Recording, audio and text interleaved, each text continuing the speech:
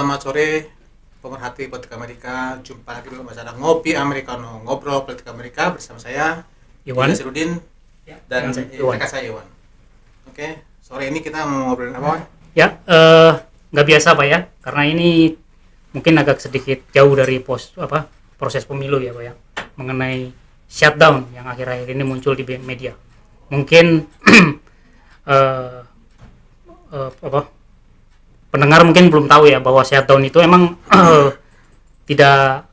bukan sekali ini aja terjadi. Kira-kira bisa dijelaskan nggak Pak sejarah dari politik terjadi dalam pemerintahan Amerika Serikat? Oke, dalam pemerintahan di kita kan mungkin disebutnya sebagai penutupan pemerintah. Gitu. Ya. Dalam arti bahwa Kesannya seram sekali ya Pak ya, kedengarannya. Dalam arti bahwa pada tanggal 30 September nanti nih, beberapa hari lagi, pemerintah Amerika akan kehabisan anggaran untuk mendanai operasional pemerintahan. Dengan penutupan tahun fiskal Pak ya, dimulai. Fiskal, karena sampai hari ini Kongres belum menyetujui yang namanya 12 appropriation bills atau undang-undang yang mengatur tentang pengeluaran anggaran pemerintah lah, anggaran federal. Nah, historis bahwa sebenarnya Amerika mulai berdiri tahun 1776 ya. Tetapi baru tahun 1884 itu Amerika memiliki yang namanya Anti-Deficiency Act, yaitu semacam legislasi yang mengatur tentang penggunaan anggaran pemerintah. Oh, mulai saat itu mulai diatur lah ya. Diatur lah. Jadi kalau dulu mungkin nggak ada aturan lah, pemerintah mau ngeluarin berapa nggak ada aturan. Cuman tahun 1884 itu mulai diatur. Cuman saat itu yang menjadi pengatur pemerintah. Pemerintah memiliki kekuasaan besar untuk menentukan anggaran. Jadi waktu itu Kongres hanya sebagai tukang stempel lah. Oke. Apa yang diajukan oleh pemerintah itu langsung disetujui oleh Kongres. Baru tahun 1974 kekuasaan bergeser. Jadi yang menentukan itu benar-benar Kongres yang benar-benar yang nanti menentukan. Artinya kalau mereka tidak setuju ya sudah pemerintah bisa jalan gitu kan.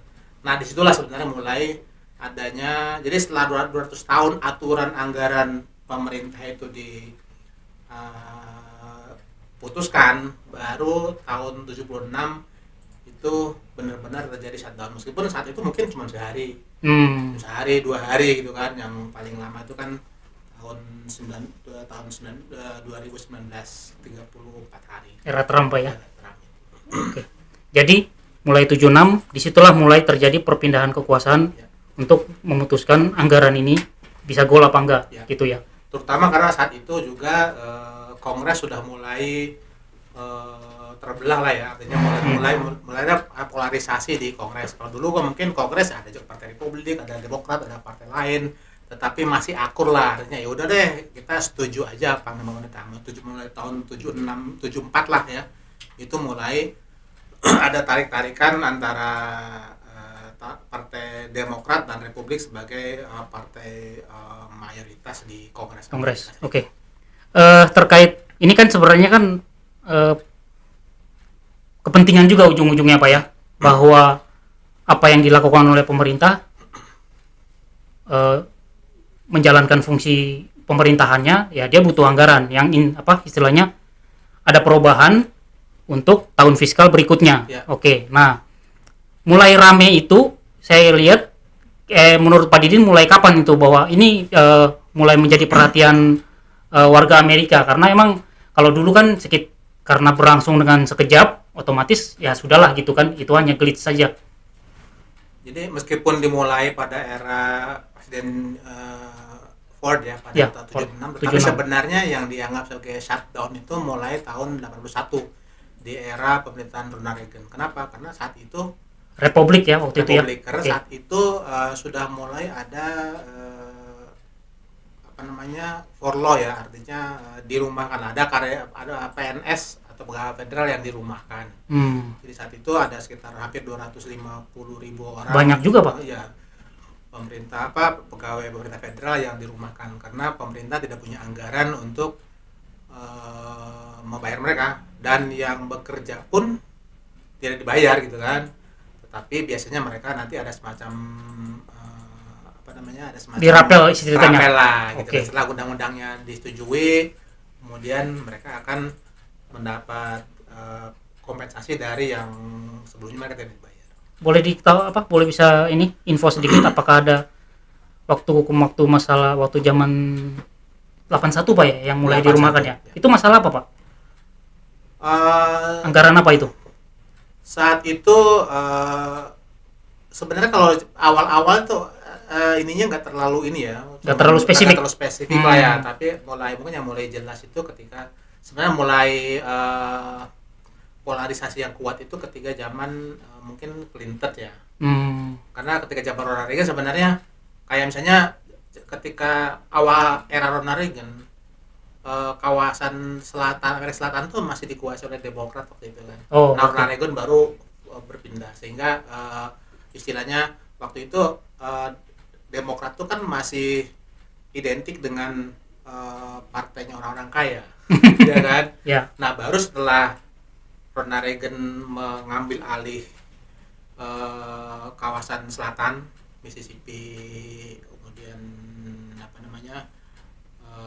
Georgia segala macam, nah baru bergeser tuh, jadi Partai Demokrat identik dengan partainya kelas menengah ke bawah gitu kan, sementara Partai Republik itu menjadi partai orang-orang kaya, sehingga yang masalah yang biasanya menjadi ganjalan dalam shutdown itu adalah pertama Demokrat kan biasanya karena mereka konstituennya banyak orang-orang menengah ke bawah, mereka harus menyediakan anggaran untuk kayak social security, food stamp segala macam, kesehatan dan lain-lain. Sementara kalau Republik biasanya mereka tentang pemotongan pajak, pemotongan pajak orang kaya lah ya kan, misalnya gitu sih. Atau misalnya karena banyak donor mereka itu dari kelompok industri pertahanan, industri senjata, maka biasanya mereka meningkatkan anggaran buat defense gitu loh. Jadi ya gitu bisa gitu. Jadi kalau seperti zaman Obama itu kan lebih ke healthcare ya, karena banyak konstituennya yang mereka dari kalangan yang kekurangan, mereka perlu subsidi untuk kesehatan, makanya ada Obamacare. Nah itu yang kira-kira ya. Jadi ada polanya lah Pak ya, kira-kira ya. Ada polanya. Kalau misalnya, jadi emang apakah selalu terjadi? Misalnya kalau memang presidennya dari Demokrat, biasanya yang buat biang keladi di itu Republik untuk mengganjalnya entah di Kongres atau di Law Chamber, misalnya di DPR-nya lah ya. Gitu. Apakah selalu begitu, Pak? Ya, selalu begitu karena kan masing-masing punya kepentingan, artinya ketika anggaran itu dibuat gitu kan, Partai Demokrat pasti mereka akan menginginkan kenaikan anggaran untuk Social Security ya kan. Yep. Kemudian healthcare, sementara di Republik mereka ingin ada kenaikan atau tidak ada pemotongan untuk anggaran-anggaran pemotongan pajak, kemudian untuk anggaran pertahanan, atau untuk misalnya untuk penguatan di perbatasan segala macam gitu. Jadi akan seperti itu. Jadi sementara kan di awal tahun itu kan selalu ada, di awal pemerintah kan selalu ada yang tentang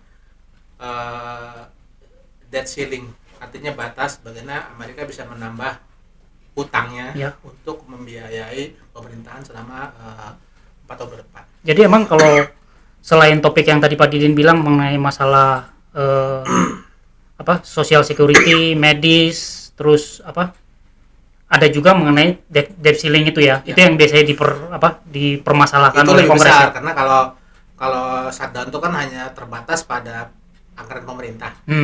Kalau debt ceiling itu kan dia terkait juga dengan kewajiban Amerika terhadap pihak lain. Amerika misalnya obligasi, bagaimana untuk bayar bunga obligasi gitu kan, karena kalau debt ceiling-nya belum disetujui ya berarti Amerika bisa default tuh. Harusnya bayar bunga obligasi default ya Pak ya. kemudian ternyata nggak bisa. Jadi reputasi Amerika di mata kreditor akan menurun. Oke, terkait yang Mungkin sebelum kita ke sana mungkin kita harus meninjau dulu ini keunikan di shutdown kali ini gitu kan. oke. Maju dulu ya Pak ya. Ya, mundur dulu. Jadi kalau shutdown sebelumnya kan selalu bahwa yang akan menjadi motor dalam upaya mencari kompromi itu kan terutama adalah ketua DPR, ya kan. Kemudian karena harus dua belah pihak setuju, Kongres setuju, harus juga misalnya ketua Senat kan, yang Senate Majority Leaders lah yang nanti akan menentukan. Nah, di shutdown kali ini yang berkuasa kan yang mayoritas kan Partai Republik. Kemudian ketua DPR-nya adalah Kevin McCarthy yang DPR-nya Pak ya. DPR-nya yang dianggap oleh banyak pihak sebagai bukan pemegang kuasa yang sesungguhnya gitu kan. Karena dia memang karena ketika dia menjadi ketua DPR harus dipilih sampai 15 kali kan, karena gagal terus. Prosesnya panjang sekali itu. Dan kemudian dia menjadi ketua DPR setelah membuat kompromi yang sangat komprominya banyak Pak ya. Banyak banget ya, karena artinya dia sampai terhadap kelompok far left far right di itu kan, kelompok yang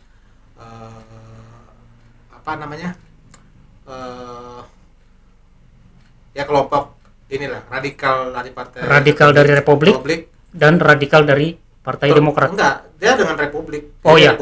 Demokrat nggak ikut-ikutan. Nggak ikutan ya, oke. Ya. Jadi dia membuat kompromi sebesar sehingga dia bisa dengan mudah untuk dilengsarkan kalau dia tidak sepaham dengan kelompok radikal itu. Dan itu bisa berbahaya juga di kali ini ya Pak ya, Mas. Jadi makanya kenapa memiliki istilahnya mereka hanya punya 4 selisih kursi, kursi selisih lah dibandingkan dengan Demokrat. Artinya padahal seperti yang dibicarakan sebelumnya bahwa 18 anggota DPR Partai Republik itu berasal dari distrik yang dimenangkan oleh Joe Biden. Yang kemarin kita bahas. Jadi di atas kertas kalau misalnya Kevin McCarthy sekuat Nancy Pelosi itu kompromi itu gampang. Karena pasti yang 18 itu akan dengan mudah dia berkompromi dengan Partai Republik untuk menyetujui kesepakatan tentang anggaran di tahun fiskal baru ini. Oke. Problemnya kalau misalnya Kevin McCarthy membuat kesepakatan, dia diancam kamu dilengserkan langsung kan, sehingga dia mikir-mikir kan, makanya itulah yang bikinnya berat. Sementara di Senat sudah aman, Senat tuh sudah bisa membuat sebuah kompromi gitu. Jadi ibarat ini yang gejolaknya tuh di DPR-nya lah Pak ya. Apalagi sekarang Trump menjadi pihak yang yang menyokong kelompok radikal itu. Ya, wajar ya kan. Ya, udahlah kata sekarang kalau Demokrat tidak mau berkompromi sepenuhnya, tidak mau memenuhi keturunan kamu sepenuhnya, shutdown aja. Pasti yang disalahkan nanti presiden yang berkuasa. Kayak saya zaman dulu. Oke. Karena dia pernah mengalami Pak ya. Meskipun agak beda. Case-nya agak beda ya. Oke. Ini kan dilema ya si McCarthy ya sebagai ketua DPR-nya ya. Di satu sisi posisinya dipertaruhkan, tapi di satu sisi dia juga harus berkompromi dengan apa yang sudah disepakati disodorkan pemerintah ceritanya ya. Jadi kira-kira gimana Pak ininya? Ujung-ujungnya sih kemana sih gitu? Jadi kan mungkin yang menjadikan jalan terbesar itu pertama adalah soal bantuan ke Ukraina. Kan kalau mayoritas ini kita bahas mengenai topik-topik yang dipermasalahkan ya. Jadi mungkin pertama kan apa kompromi di mana kan? Pertama kan Joe Biden menginginkan ada bantuan alokasi $25 miliar untuk membantu Ukraina. Kemudian ada juga tentang anggaran social security lah, food stamps segala macam, yang itu selalu klasik lah sebenarnya. Ya, Jadi masalah yang mungkin selalu muncul. yang baru itu sebenarnya yang bantuan untuk Ukraina itu. Ya. Sementara yang lainnya klasik lah, tentang soal apa namanya, tentang pemotongan anggaran social security yang diinginkan oleh Partai Republik sebagai sebuah bentuk kompromi yang mungkin akan disetujui gitu. Tapi yang mungkin harga mati buat Joe Biden adalah anggaran Untuk bantuan Ukraina. untuk Ukraina. Oke. Itu mungkin akan susah disetujui karena kalau Partai Republik, terutama yang kelompok radikal itu Freedom Caucus, maunya agar bantuan untuk Ukraina dihentikan, atau anggaran untuk Ukraina itu jangan dimasukkan ke dalam anggaran yang 12 appropriation bill itu, dibikin satu undang-undang sendirilah yang nanti akan didiskusikan secara terpisah. Tapi itu ya Biden nggak mau juga, dia maunya itu menjadi paket dalam kesepakatan anggaran.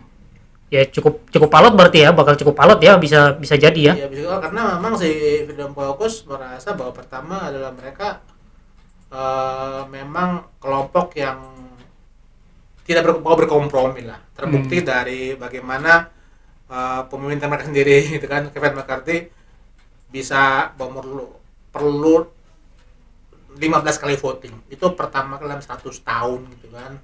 Seorang anggota DPR bisa dengan susah payah, bisa dipilih dengan susah payah gitu kan.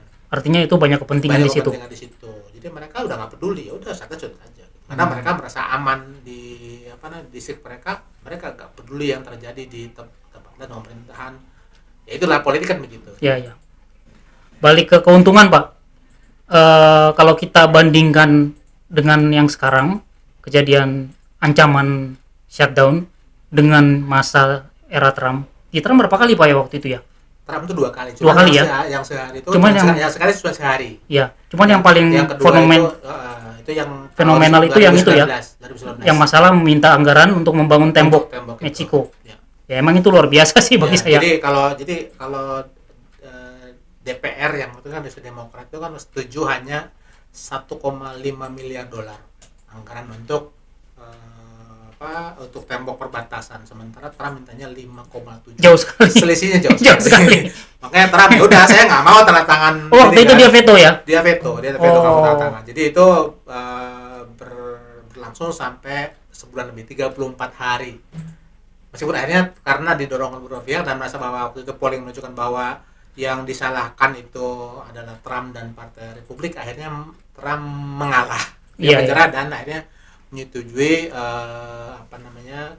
kesepakatan yang diatur oleh Partai Demokrat saat itu.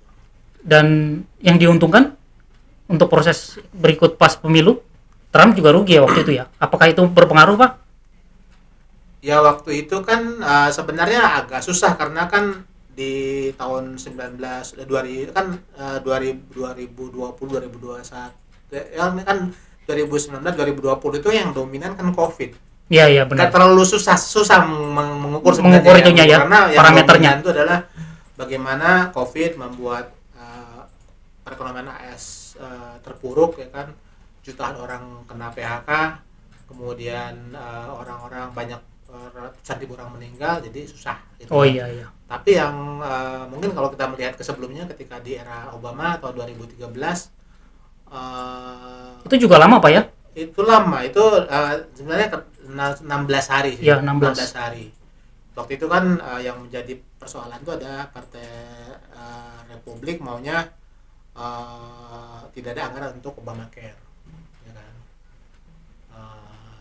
Sehingga untuk itu ya mereka membiarkan shutdown selama 16 hari. Tapi akhirnya ada kompromi kan, akhirnya selesai.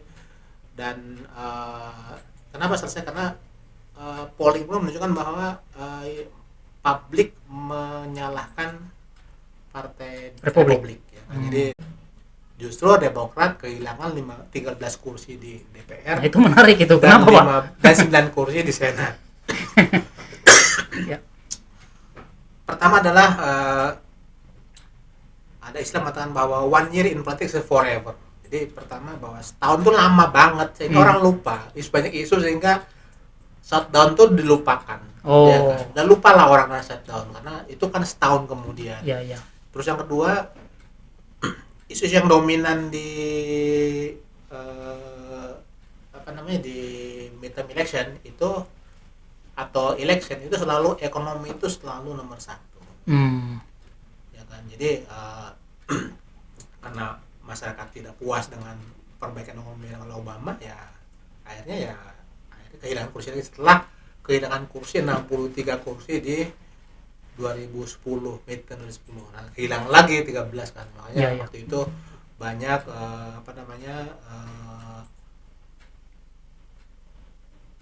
dan tidak hanya di tingkat federal ya, juga banyak kursi-kursi DPRD lah di negara-negara bagian yang juga akhirnya Republik menjadi mayoritas mutlak di sana ya. Nah, sekarang kita balik Pak ke yang sekarang. Kira-kira ini kan soalnya efeknya ke presiden sekarang ya dari Demokrat yang notabene masih mendorong si Biden. Kira-kira dampaknya ke dia apa Pak? Apakah diuntungkan? Kalau emang terlepas dari hasil ininya ya, apa namanya? Kalau emang lolos akhirnya ada bantuan Ukraina untuk budget yang disetujui atau terjadi kompromi. Kira-kira seperti apa Pak? Dalam jangka pendek ya, dalam jangka pendek itu Republik akan menjadi pihak yang lebih disalahkan. Ada satu polling dari bukannya rakyat kurang suka dengan bantuan itu karena masalah juga lagi banyak di ekonomi.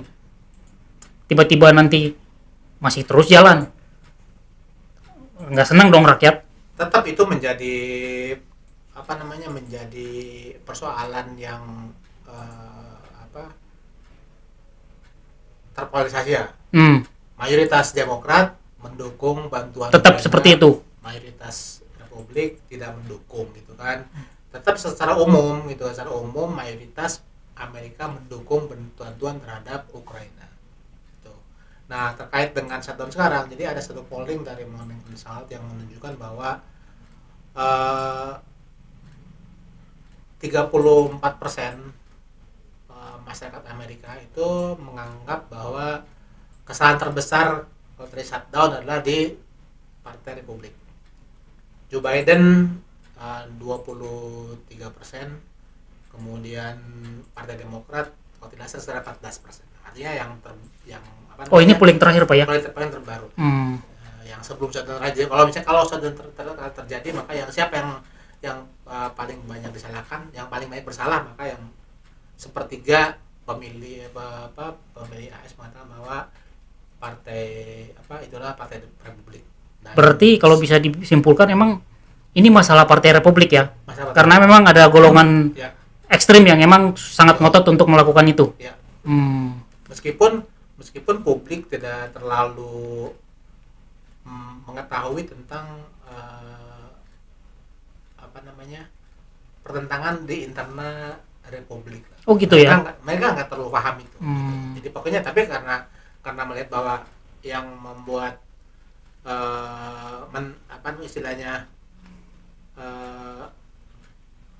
buntunya legislasi ini adalah Partai Republik, maka yang disalahkan Partai Republik.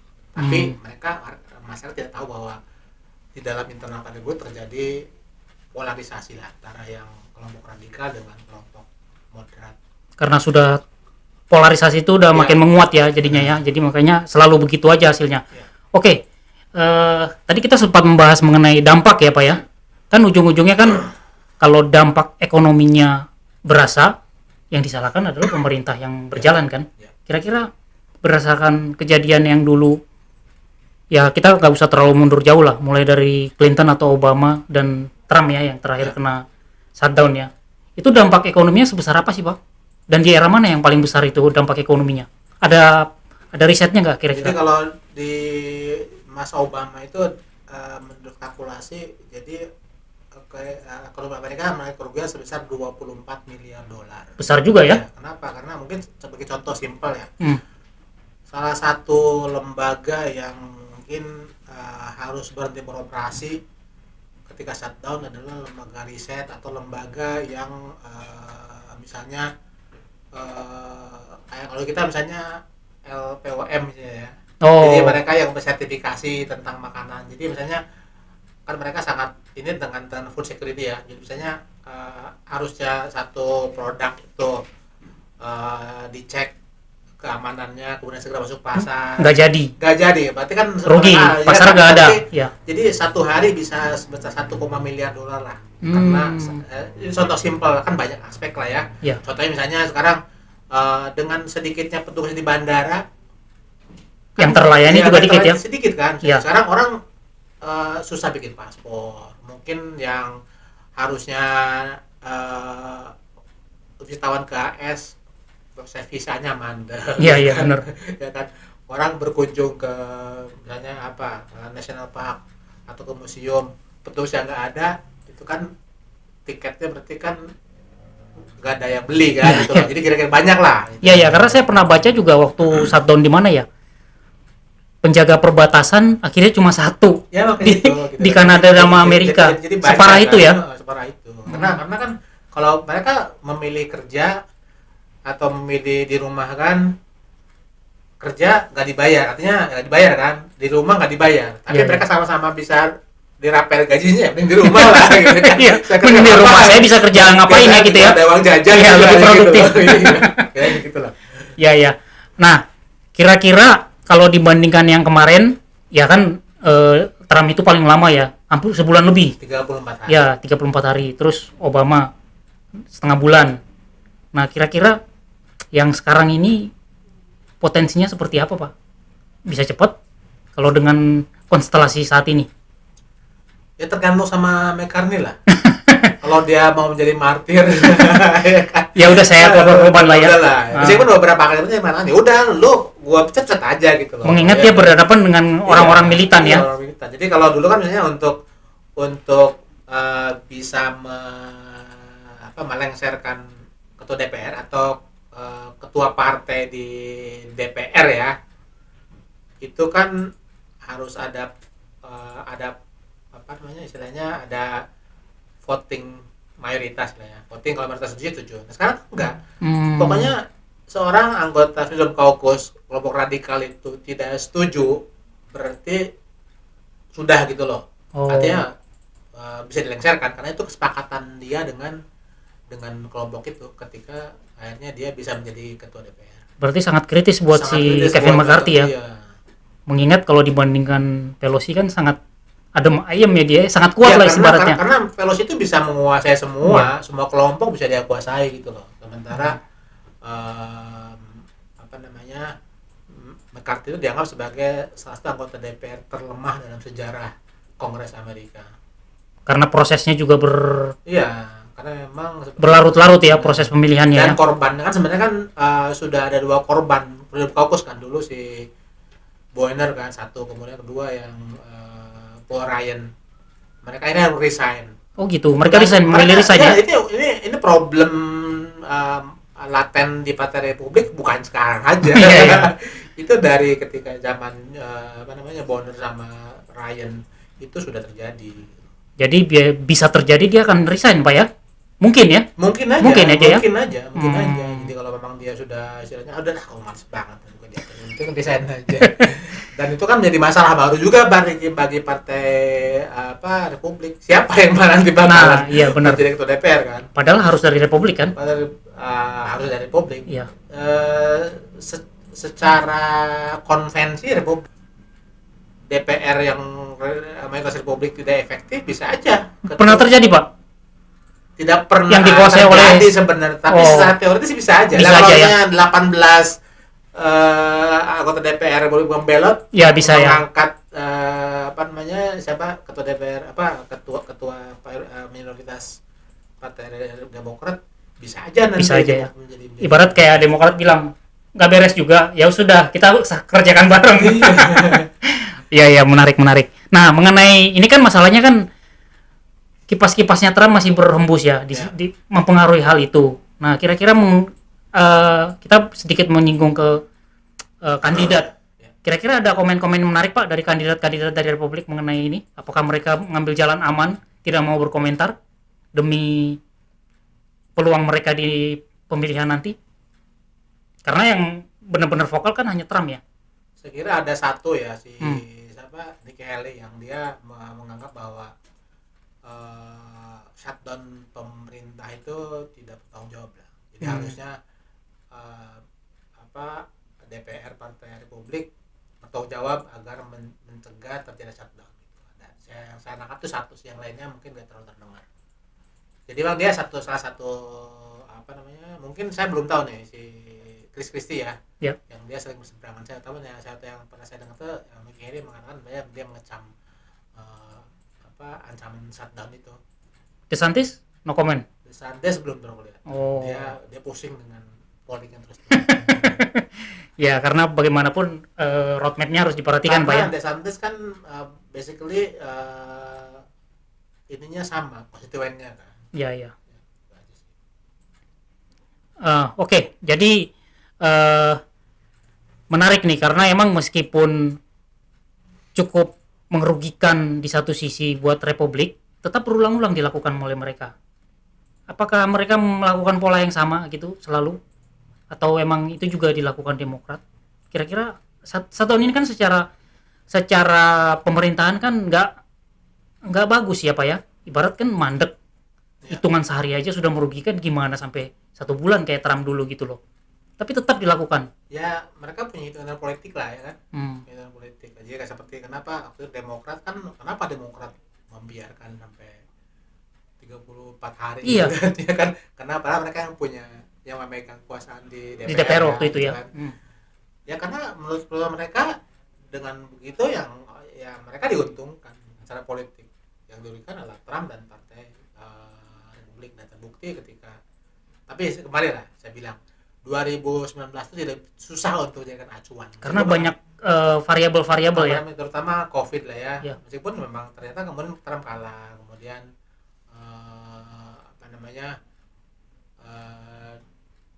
Demokrat menambah kursi di DPR. Kemudian meskipun Senat masih enggak sih sebenarnya, mereka kehilangan kursi juga di dua itu karena memang sebelumnya mereka udah nambah kursi kan di midterm election 2018. Tapi mereka untung lah, terutama akhirnya bisa meraih kemenangan di Gunung Putih dan bisa menang di negara bagian Georgia dan Arizona yang sebelumnya dianggap sebagai swing state tapi lebih ke red state lah. Oke. Meskipun politisi tahu ini tidak merugikan buat pemerintahan, otomatis ke rakyat ya, karena kan dampaknya juga ke rakyat. Apakah ada beberapa inisiatif dari Kongres untuk bahwa kedepannya kita jangan lagi begini atau gimana Pak? Ada atau selama ini emang nggak pernah terangkat isu-isu seperti itu untuk mencegah terjadinya shutdown, jangan terulang lagi karena ini kan merugikan emang Mas. Apakah ini selalu dibawa ke ranah politik gitu Pak? Sebenarnya Senat saat ini ada upaya ke arah sana, Senat Partai Demokrat, tapi kembali kan mereka sendiri punya mayoritas kan sangat tipis lah ya. Dengan Republik ya, meskipun mereka menguasai. Tapi apalagi dengan adanya satu orang yang berpindah dari Demokrat ke Independen kan. Ya. Kyrsten Sinema, kemudian Joe Manchin yang dia juga banyak berseberangan dengan kebijakan Biden karena dia memang menjadi satu dari 2 senator Demokrat yang berasal dari red states. Jadi agak susah juga sih, dan mungkin mereka pun berpikir kan sekarang istilahnya yang sedang berkuasa adalah di DPR kan Partai Republik ya. Meskipun tipis. Tapi artinya mereka melihat bahwa kalau nanti gua berkuasa kan mungkin kita bisa hal yang sama untuk bisa menekan pemerintah kan, kalau pemerintahnya tetap Partai Republik. Jadi mungkin ini tetap akan berlanjut gitu kan, dan ya resikonya setiap tahun awal tahun fiskal Amerika selalu berhadapan dengan ketidakpastian ya. Selalu akan isu-isu itu akan bergulir terus ya. Dan itu mengganggu Pak, karena di satu sisi kan ekonomi Amerika juga nggak sedang tidak baik-baik saja ya, malah diperburuk dengan adanya shutdown gitu. Tapi ya politik begitu gitu, ketika lawan politik yang berkuasa tidak bisa memberi ekonomian, mereka diuntungkan itu kan. Iya, Ya benar. udah, ya kan. Ya Di satu kan? sisi Ya kan, berarti ya berarti kan gampang dikalahkan di pemilu gitu kan, atau di midterm election. Makanya itu kan politisi tidak selalu memikirkan bagaimana pro rakyat ceritanya penderitaan ya. rakyat kan. Mereka yang penting bagaimana dia berkuasa. Jadi yang contohnya misalnya kenapa ada anggota DPR yang mereka benar-benar apa namanya bersikap ya udah pokoknya saya mau calon aja gitu. Kenapa? Karena dia merasa bahwa polling di distriknya menunjukkan bahwa dia punya dukungan luas. Dia nggak peduli dengan apa dengan persepsi dari masyarakat Amerika di secara luas ya, atau mungkin di negara bagiannya. Yang penting ya ketika di dapil atau distrik Konstituennya tetap dia tetap yakin ya dengan apa misinya itu ya. Contohnya misalnya di Senat kan ada misalnya ada satu senator dari Mississippi saya lupa yang dia membuat apa keputusan bahwa dia menjegal promosi dari anggota militer Amerika, sehingga ada 400 anggota militer Amerika yang tidak bisa naik pangkat. Oh iya iya kan. Tommy Tuberville ya kalau tidak salah namanya ya. Itu ya nggak peduli gitu karena ketika dia melihat bahwa pendukungnya ya setuju saja gitu. Ya dia membawa aspirasi itu ya. Aspirasi itu Ya itu jadi menarik emang karena masing-masing membawa misi yang emang cukup bervariasi Pak ya, dan itu bisa membuat jadi deadlock gitu ya. Oke. Ya emang kasus shutdown ini ada tren menaik ya Pak ya gitu. Nah ini buruk nggak buat politik Amerika Pak secara umum, atau itu menurut mereka itu dinamika yang biasa buat politik Amerika dari kacamata pengamat nih Pak? Kalau melihat dari histori ya, histori kan selalu ada orang-orang yang radikal, orang-orang yang apa namanya yang bersikap otoriter kayak misalnya Nixon zaman dulu kan. Nixon bagaimana dia menjadi satu presiden yang sangat sering melakukan penyalahgunaan kekuasaan lah ya. Tapi kemudian Amerika mengalami moderasi lagi ya kan, dari Ford kemudian ke Jimmy Carter ke Reagan agak naik lagi tapi udah turun lagi era Clinton. Jimmy Carter terkenal moderat ya. Jadi menurut pengamat bahwa selama konstitusi AS itu dipertahankan, aturan dipertahankan, maka akan selalu dari set untuk kembali ke apa namanya ke demokrasi yang ideal. Jadi intinya kalau emang sudah semakin berlarut-larut akan ada riset kan, gitu. Jadi kalau kita nonton film Oppenheimer ya kan, bahwa ada dulu namanya McCarthyism. Saya nggak tahu apa hubungan McCarthy sekarang apa enggak ya. Artinya bagaimana pemerintah AS itu sudah seperti apa ya, pemerintahan otoriter lah ya. Bagaimana itu dimata-matai, mereka sangat Pak. Sangat waktu itu. Tapi kemudian membaik lagi gitu. Membaik lagi. Jadi tidak berlangsung lama gitu. Karena emang situasinya kan perang dingin ya, awal perang dingin ya. Jadi mungkin salah satunya adalah karena ada pembatasan kekuasaan dua periode itu. Dua periode itu. Selalu ada kontrol dari rakyat. Kan selalu di Amerika itu kan hampir tidak ada, sangat sedikit sekali partai berkuasa 3 periode kan. Jadi akhirnya kalau ketika rakyat merasa ini kan udah terlalu apa namanya melenceng nih dari demokrasi, maka rakyat akan memilih oposisi untuk tidak berkuasa kan, siapa tahu lebih baik, meskipun akhirnya ternyata nggak baik juga, ada yang lagi, tapi begitulah gitu. Jadi emang kayak dia menemukan keseimbangan sendiri ya. Kalau sudah terlalu biasanya rakyat memutuskan ya. Oke. Dan yang mungkin yang paling bagus salah satunya lagi adalah bahwa apa namanya kan salah satu cabang kekuasaan yang juga menjadi penentu demokrasi kan Mahkamah Agung kan. Mahkamah Agung itu seradikal-radikalnya, apakah dia radikal kiri atau radikal kanan, mereka itu rata-rata orang yang pendidikannya itu bagus lah ya. Dan idealismenya ada. Idealisme ada. Jadi mereka ketika meskipun misalnya mereka dari kalangan radikal, tapi ketika udah masuk ke sana dia akan menemukan bentuk yang baru lah. Kira-kira ada pengaruh, dia sama sekali nggak terlibat ya Pak dalam masalah ini? Apakah dia nanti akan merubah sistem permainan di dalam Kongres? Bisa jadi nggak? Supreme Court memang terpisah sekali gitu untuk masalah ini. Sepertinya dia terlibat. Nggak ada sama sekali ya?